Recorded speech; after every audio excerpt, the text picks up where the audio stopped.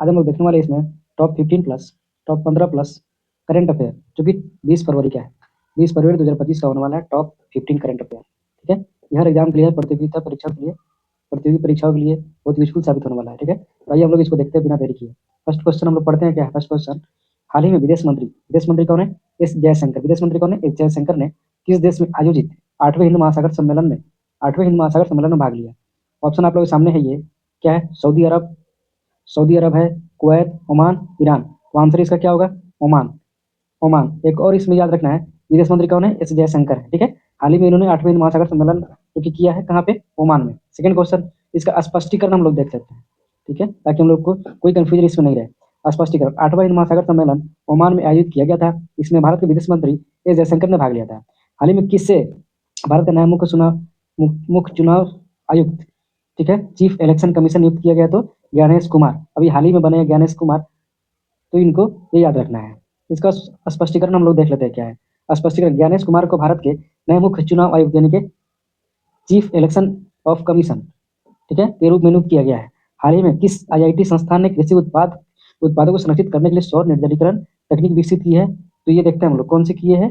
तो ये आईआईटी कानपुर ने किया है। आईआईटी कानपुर ने किया है। ठीक है, आईआईटी कानपुर ने किया। स्पष्टीकरण इसका देख लेते हैं। आईआईटी कानपुर ने सौर निर्जलीकरण तकनीकी विकसित की है, जिससे कृषि उत्पादों को लंबे समय तक संरक्षित रखा जा सकता है। ठीक है, अब हम लोग देखते हैं नेक्स्ट क्वेश्चन। कौन सा देश जुलाई 2025 में अगले ब्रिक्स शिखर सम्मेलन की मेजबानी करेगा? तो ये ब्राजील।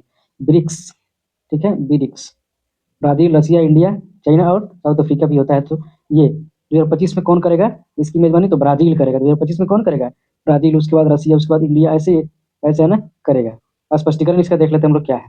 स्पष्टीकरण: जुलाई 2025 में अगला ब्रिक्स शिखर सम्मेलन ब्राजील में आयोजित किया जाएगा। 2025 में शिखर सम्मेलन, 2025 में ब्रिक्स का शिखर सम्मेलन कहाँ होगा? तो ब्रिक्स बोलेगा 2025, तो ब्राजील फर्स्ट है। B for Brazil, B for BRICS. 2025 में ब्रिक्स का कहाँ पे होगा? तो ब्राजील में होगा, याद रखना है। हाल ही में लॉन्च नक्शा प्रोग्राम किसके सर्वेक्षण के लिए एक वर्षीय पायलट कार्यक्रम है? तो शहरी भूमि के लिए, अर्बन लैंड के लिए, शहरी भूमि के लिए है। इसका स्पष्टीकरण देख लेते हैं। स्पष्टीकरण: नक्शा प्रोग्राम भारत सरकार द्वारा शुरू किया गया एक पायलट प्रोजेक्ट है, जो शहरी भूमि के सर्वेक्षण पर केंद्रित है। इसको याद रखना है। नेक्स्ट हम लोग देखते हैं 6 नंबर क्वेश्चन। ठीक है, हाल ही में किस देश ने रॉकेट मोटर्स के लिए दुनिया का सबसे बड़ा 10 टन का प्रणोदक मिक्सर विकसित किया है? तो भारत ने। हम लोग का अपना भारत। हाल ही में किस देश ने रॉकेट मोटर्स के लिए दुनिया का सबसे बड़ा 10 टन का प्रणोदक मिक्सर विकसित किया है? तो ये अपना भारत ने किया है। ठीक है, नेक्स्ट हम लोग देखते हैं इसका स्पष्टीकरण हम लोग देख लेते हैं। ठीक है, स्पष्टीकरण मतलब डिटेल्स इसके बारे में। तो इसरो ने रॉकेट मोटर्स के लिए दुनिया का सबसे बड़ा 10 टन का प्रणोदक मिक्सर विकसित किया है। नेक्स्ट क्वेश्चन हम लोग देखते हैं 7। ठीक है, 2024 में दुनिया का सबसे ज्यादा कमाई करने वाला खिलाड़ी कौन है? तो ये रोनाल्डो है, क्रिस्टियानो रोनाल्डो है। 2024 में दुनिया का सबसे ज्यादा कमाने वाला व्यक्ति कौन है? क्रिस्टियानो रोनाल्डो है।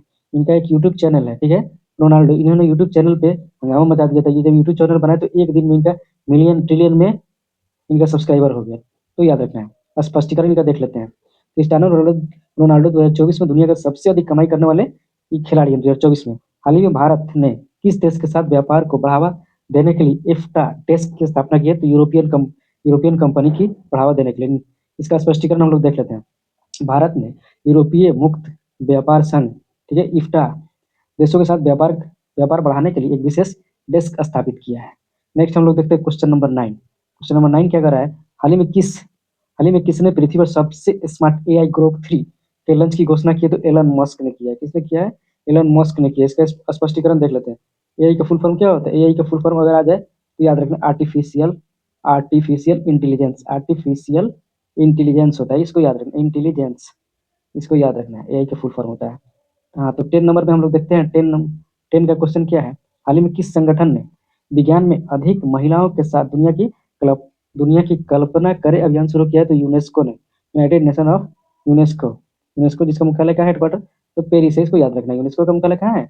तो पेरिस है। ये पूछता है एग्जाम में, इसलिए ये दिए गए हैं। स्पष्टीकरण इसका देख लेते हैं। स्पष्टीकरण क्या कर रहा है?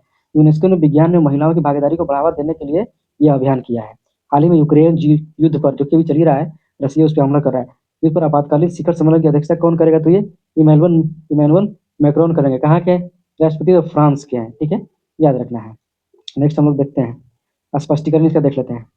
फ्रांस के राष्ट्रपति इमैनुअल मैक्रोन, फ्रांस के राष्ट्रपति कौन? इमैनुअल मैक्रोन ने यूक्रेन युद्ध पर आपातकालीन शिखर सम्मेलन की अध्यक्षता करेंगे। ठीक है, हाल ही में एनटीपीसी लिमिटेड को किस प्रतिष्ठित पुरस्कार में सम्मानित किया गया है? तो ये फॉरवर्ड फास्टर सस्टेनेबिलिटी अवार्ड 2025 के लिए इसको नामित किया गया है। अब इसका स्पष्टीकरण देख लेते हैं। एनटीपीसी लिमिटेड को 2025 के फॉरवर्ड फास्टर सस्टेनेबिलिटी अवार्ड से सम्मानित किया गया है, जो ऊर्जा दक्षता और हरित ऊर्जा प्रयासों के लिए दिया गया। हाल ही में लॉजिस्टिक परफॉर्मेंस इंडेक्स में भारत की अंतर्राष्ट्रीय शिपमेंट श्रेणी विश्व रैंकिंग क्या है? विश्व में रैंकिंग तो इसका 22वां है। इसका हम लोग देख लेते हैं स्पष्टीकरण। इसका स्पष्टीकरण हम लोग देख लेते हैं। भारत अंतर्राष्ट्रीय शिपमेंट, भारत का क्या है? अंतर्राष्ट्रीय शिपमेंट श्रेणी 22वें स्थान पर है, जो लॉजिस्टिक क्षेत्र में सुधार को दर्शाता है। हाल ही में किस शहर में no money for terror conference की स्थापना की? फिर इसे एक बार रिपीट कर देते हैं। हाल ही में किस शहर में no money for terror conference का आयोजन किया गया था? तो ये देख लेते हैं हम लोग इसका। तो ये हो जाएगा म्यूनिख, जर्मनी में। म्यूनिख कहाँ पे है? तो ये जर्मनी में हुआ है। ठीक है, स्पष्टीकरण इसका देखते हैं। फरवरी 2025 में no money for terror conference Munich, Germany में आयोजित किया गया। लास्ट क्वेश्चन देखते हैं आज का करंट अफेयर का। एक हालिया अभियान के अनुसार एक हालिया अध्ययन के अनुसार पंजाब और हरियाणा में पराली जलाने का दिल्ली एनसीआर पीएम 2.5 प्रदूषण कितना योगदान है? तो ये 14% है। पराली कहते किसको है? जैसे पराली होता है ना, खेतों में जैसे फसल काट लिया जाता है तो उसके जो भी अवशेष बच जाते हैं उसी को किसान लोग क्या करते हैं? उसमें आग आग पकड़ा देते हैं, उसको जला देते हैं, उसी को हम लोग कहते हैं पराली। ठीक है, तो आप लोग समझ गए। अब इसका स्पष्टीकरण देख लेते हैं। स्पष्टीकरण क्या कर रहा है? एक हालिया अध्ययन के अनुसार दिल्ली एनसीआर मतलब नॉर्थ साइड में, north central region, Delhi NCR में पीएम 2.5 प्रदूषण में पंजाब और हरियाणा की पराली योगदान कितना है? ये 14% है। तो आज का ये जो कि करंट अफेयर का था तो कंप्लीट होता है। आप लोगों को वीडियो कैसा लगा लाइक और कमेंट करके बताइएगा। तब तक हम लोग फिर मिलेंगे नेक्स्ट वीडियो में। तब तक के लिए इतना है।